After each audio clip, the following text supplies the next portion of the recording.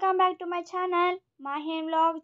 ఈరోజైతే నేను క్యాబేజీ చనాదాల కూర చేస్తున్నానండి. ఇదైతే చాలా చాలా ఈజీగా అయిపోతుంది.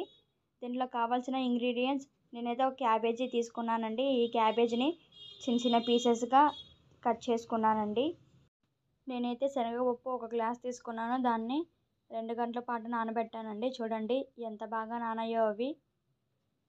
ఈ రెసిపీ అయితే చాలా చాలా ఈజీగా ఉంటుంది, అలానే టేస్టీ కూడా ఉంటుంది.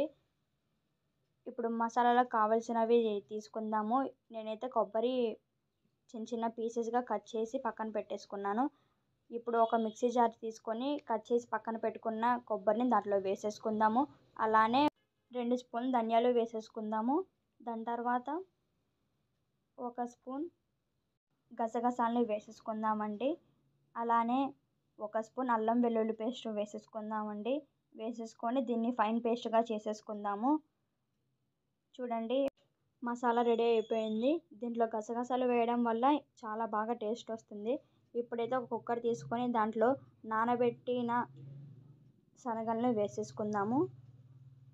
వేసుకున్న తర్వాత శుభ్రంగా కడిగి పక్కన పెట్టుకున్న క్యాబేజ్ని కూడా ఇందులో వేసేసుకుందాము.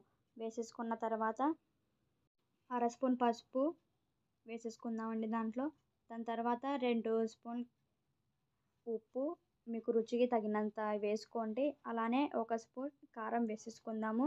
వేసుకున్న తర్వాత కొత్తిమీర కూడా వేసేసుకుందాము.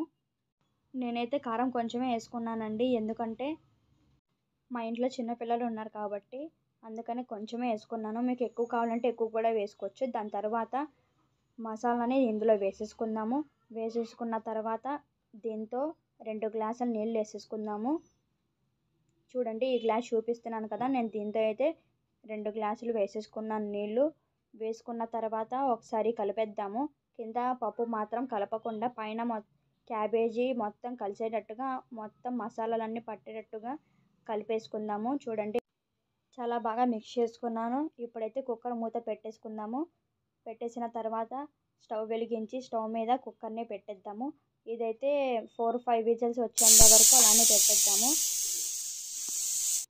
విజిల్ తీసి ఒకసారి చూసేద్దామండి. చూడండి ఎంత మంచిగా ఉడికిందో. చూడండి చాలా అయితే సాఫ్ట్గా ఉడికింది. నేనైతే 4 విజిల్తోనే ఆపేసానండి. చూడండి మీకే తెలుస్తుంది కదా. ఇప్పుడైతే ఒక స్టవ్ మీద కడాయి పెట్టేసుకొని దాంట్లో 3 స్పూన్లు ఆయిల్ వేసేసుకుందామండి.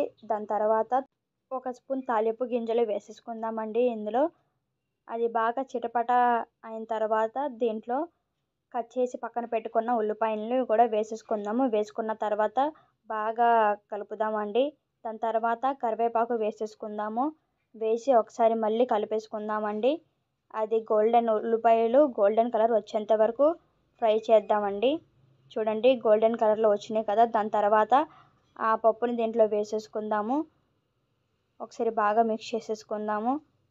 మీకు ఏమైనా సాల్ట్ కానీ కారం కానీ తక్కువైతే ఇప్పుడే వేసేసుకోవచ్చు. నాకైతే 2 పర్ఫెక్ట్గా సరిపోయినాయండి. ఇప్పుడైతే నేను కొత్తిమీర వేసేసుకుంటున్నాను.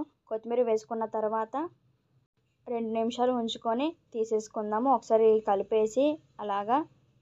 చూడండి ఎంత బాగా వచ్చిందో కూర. చాలా చాలా టేస్టీగా ఉండిద్ది.